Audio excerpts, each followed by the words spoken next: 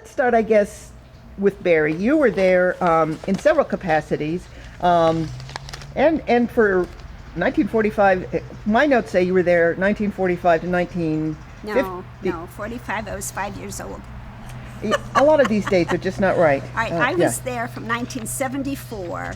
I'm sorry. No, I've got 74. I'm sorry. Yeah, 1974, August 1974 until 1982? 1982, right, the summer of 1982. You were, according to these notes, a secretary of science and also a teacher.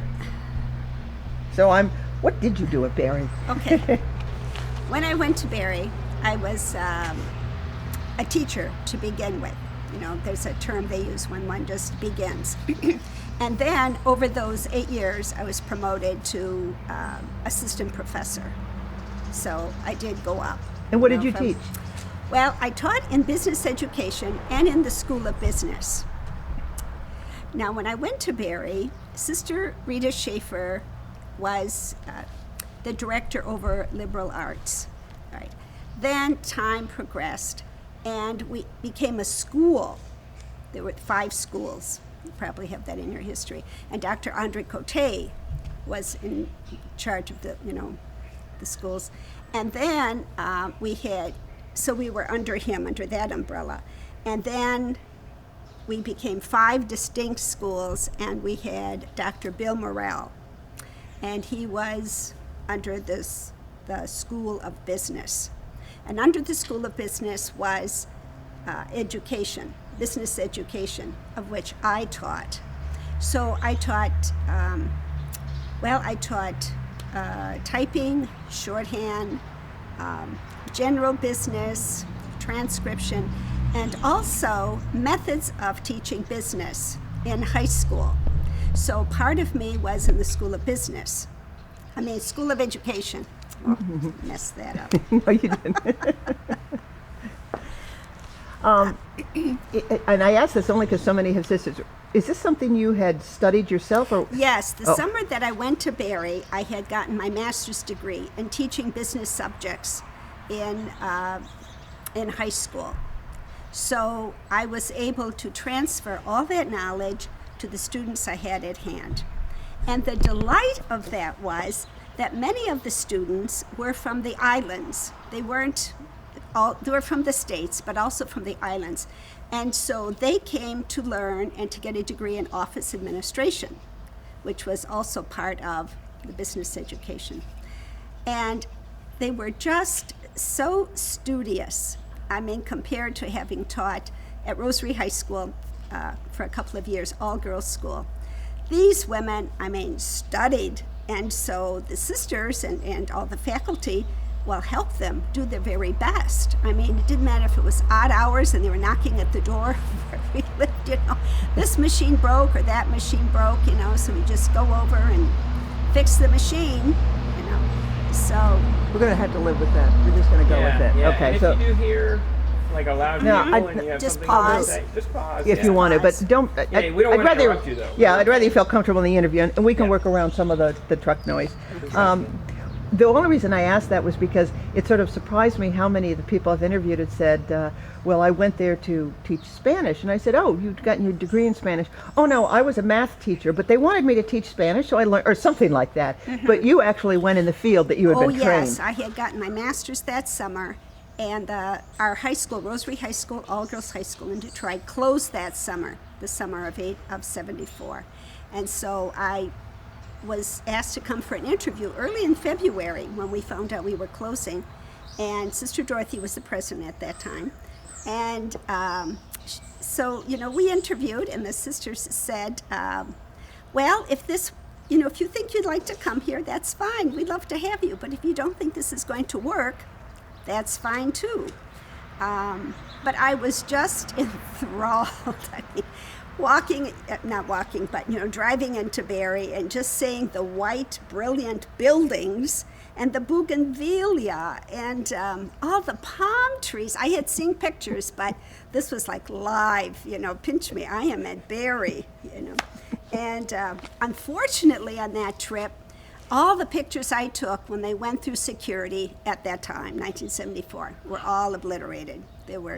I had nothing to show for my long weekend. And are you from the Detroit area originally? Outside of Detroit, Utica, Michigan. Okay. Well, so in other words, Miami was to you a foreign. Oh, it was. I was just struck when Sister Judith Judith Shield called and said, "We'd like you to come for an interview. You know, we understand you're getting your master's degree this summer." And I was like, oh, I can't even believe this. Never imagining. I mean, those were not my goals. You know, whatever I was asked to teach, I taught up to. And so that was, oh, what a weekend. It was just, although I was being interviewed, I was just absorbing all this lusciousness, you know. And no winter. And no winter. And I can say that I used to go to noon mass when I was there. And when we would walk out the doors, I would look down the mall, you know, and just say, you know, dear Lord, don't let me take this for granted. I just love it while I'm here, because we all knew we were not there forever. You know, you were there for as long as time as your services were needed, you know, as a teacher. And to speak about the business education department, I taught a methods course to the men and women who wanted to teach business education subjects in the high school. So that would be typing, shorthand. I don't think they taught business law at that time, but any fundamental classes that they wanted. So we would go and observe, and that was part of their curriculum, to go and observe, and then I would observe them, and then they would do their student teaching, their practicum, and I would help the School of Education, and I would go and observe them, you know. And so it was just delightful. I mean, I just enjoyed that. Another part of the office administration track that I taught was taking the student on field trips, you know, the men and the women, when they were, well, mostly when they were seniors, we went on these field trips. But we went to places like Eastern Airlines. I called them ahead of time, they made space for us, you know, and so our men and women would go all dressed up. They would visit places like Eastern Airlines and any big companies in the Miami area or Fort Lauderdale. And it was interesting because if they were going back to the islands, they would say, we can't take these electric typewriters with us, or we can't even buy them there. We can't get an IBM. Who would come and repair it? So we're still on the manual typewriters. And that was a little discouraging for them, you know. But another, I should say, joy for me as a teacher, well, on the secondary level, was that students would say to me who had part-time jobs, they would say, just want you to know my employer thinks I'm doing better with my skills. So that was a real plus. I felt that I was doing something worthwhile, you know. Another plus was I had been there a couple years, and I had asked someone from, at that time it was called a Kelly Girl, I think you're familiar, Kelly Services, and they came to give a talk to the students about if you want to do something temporary, part-time, and they went on. And then the woman looked over to me and she said, sister, if you ever want to come and work, you know, just call me, I'll make it possible for you to work. You'd be a Kelly girl? I would be a Kelly girl, but incognito, okay, because at that time I wore the habit, the modified habit. So I had plans for this one summer. It might have been like 77, I want to say. And so I had been there a couple of years. And so one of the summer plans didn't work out, and one of the sisters said, you know, why don't you follow through on the Kelly idea? So I called this branch manager and I said, no, you know, this is strictly incognito. Nobody's to know who I am. And she said, all right, you know, so I got my lay clothes all together, you know, and I went there and filled out the papers. And so I went to a number of places. I mean, I went to an automotive place, I went to a Better Business Bureau, I went to an auditing firm, and I remember this one place where I was working away, and this gentleman came and he said, can I ask you why you're not working full-time someplace? And I said, well, this is just, you know, temporary. I'm just getting the temporary experience.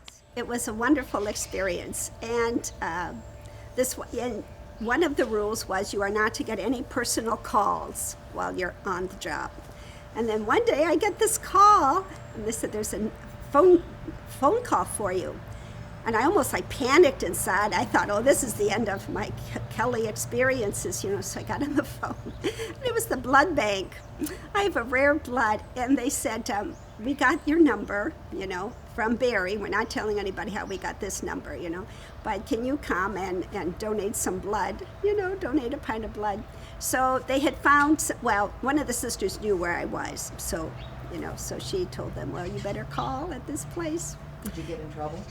No, I just said it was the blood bank, and they said, oh, all right, that was okay, What was the, you touched, on the students there. What was the sort of, if I wasn't there, how would you describe sort of campus life or the campus at those days when you were there?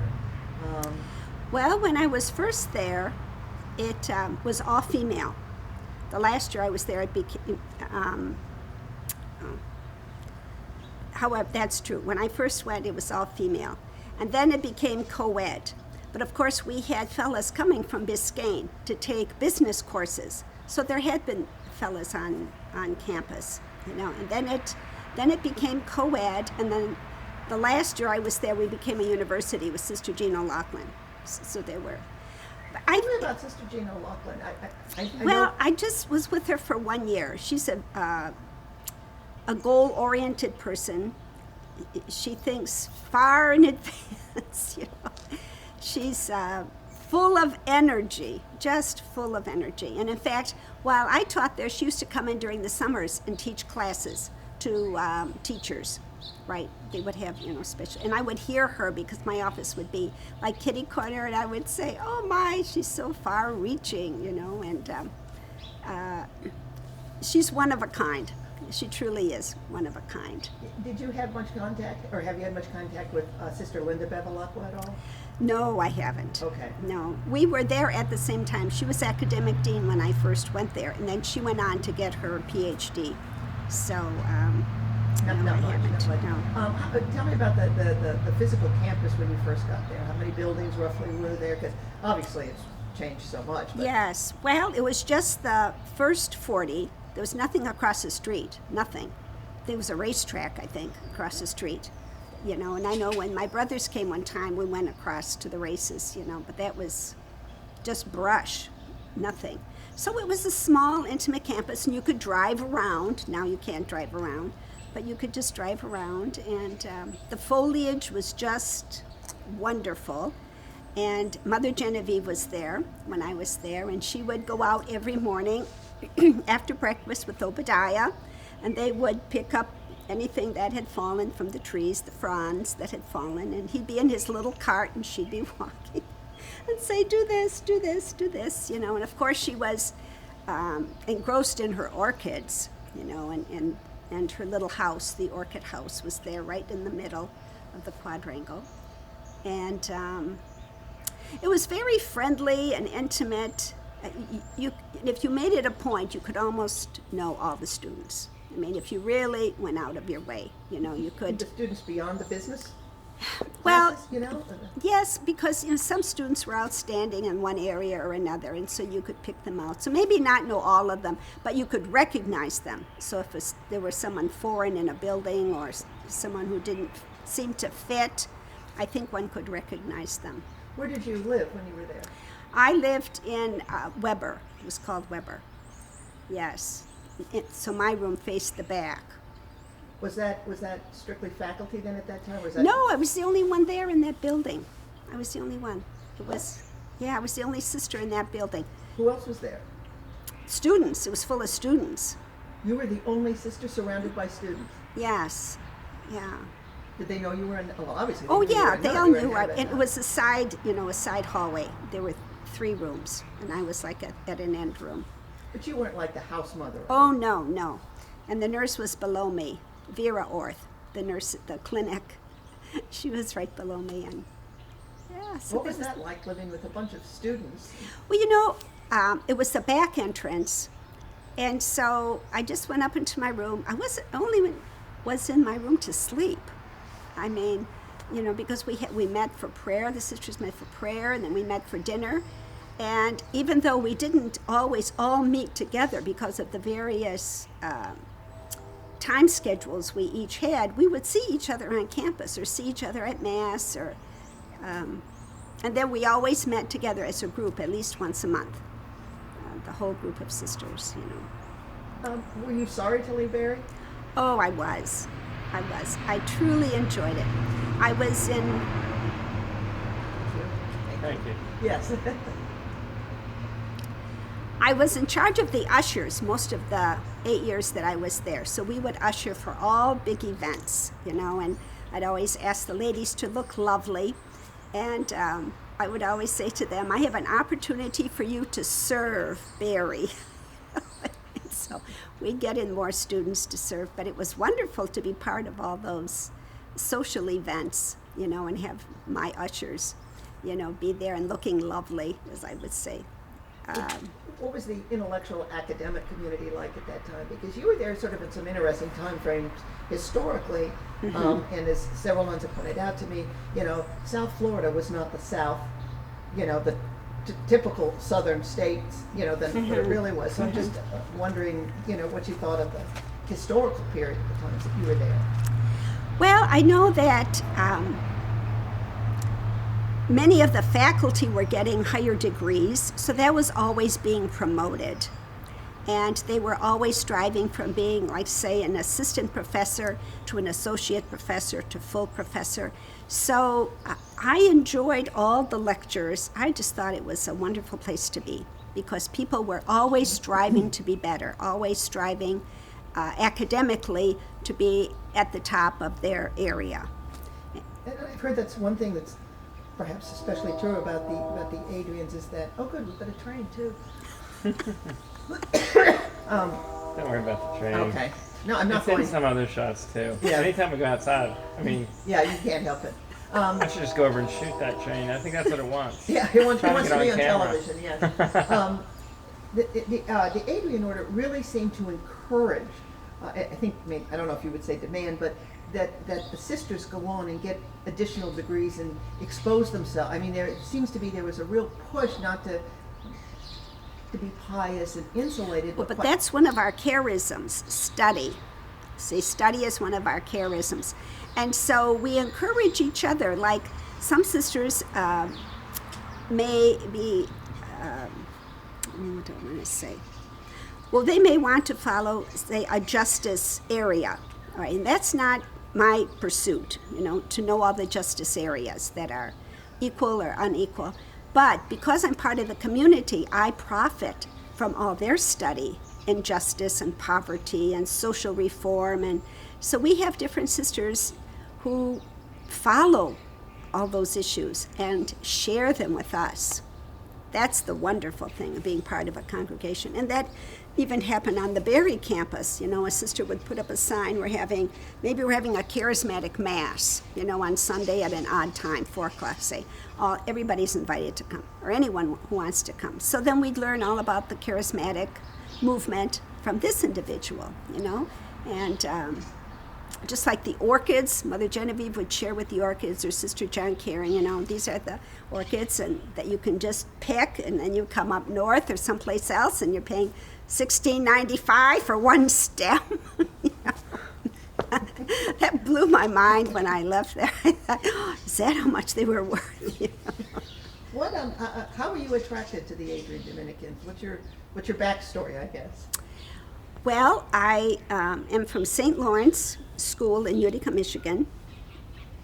It's northeast from here, and started there in first grade.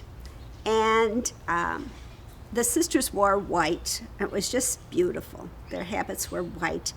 And in second grade, I had Sister Frances Michael.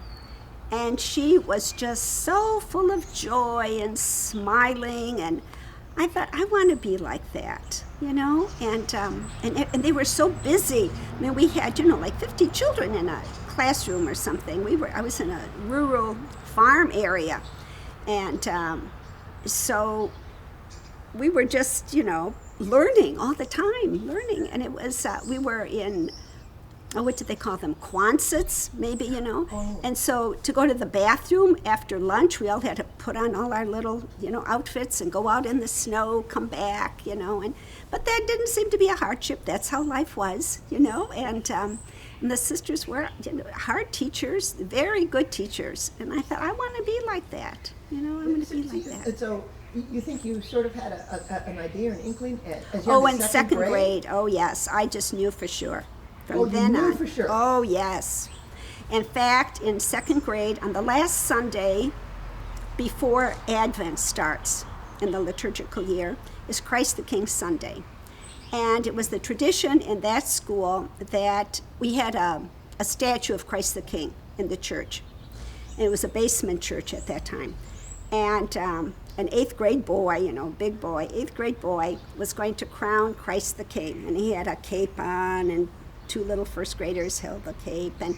But Sister said to us, we can all write an intention. And the intentions were going to be put in this basket. And the person who crowned Christ the King would put them at the base of the statue. So we would pray that our intentions would be answered. I can remember writing down my intention that I wanted to be a sister. And when the procession was taking place, I remember looking back. I was only in second grade.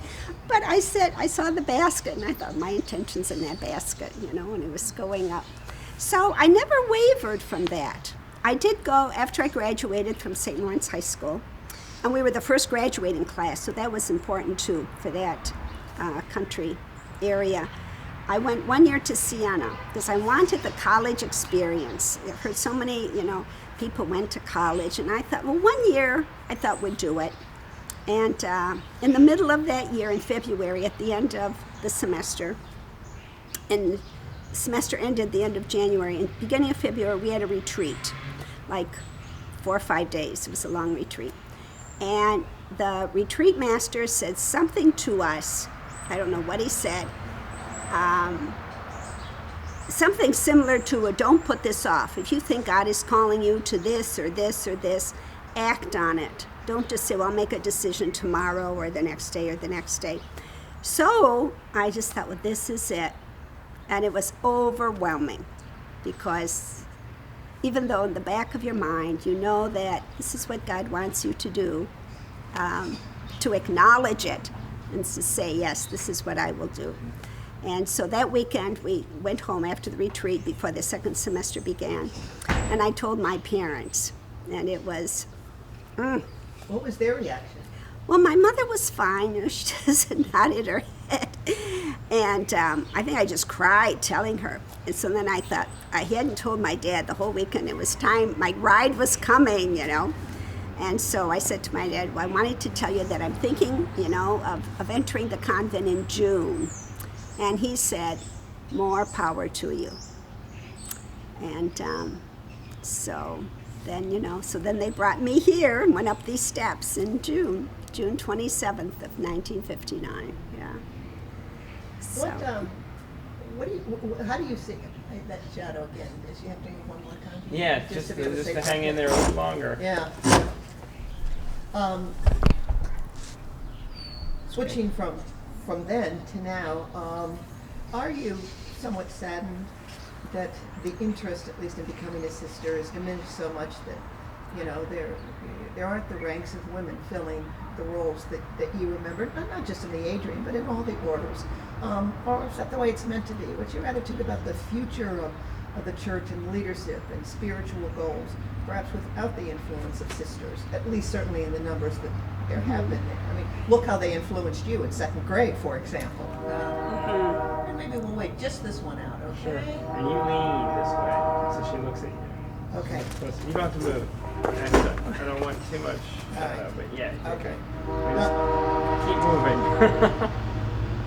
But while we're waiting for the train to go by, I wonder, had you gone to a different college, or a different school with a different set of sisters teaching, do you think you would have been as influenced perhaps by the Blessed Sacred or some of the other orders, or do you know?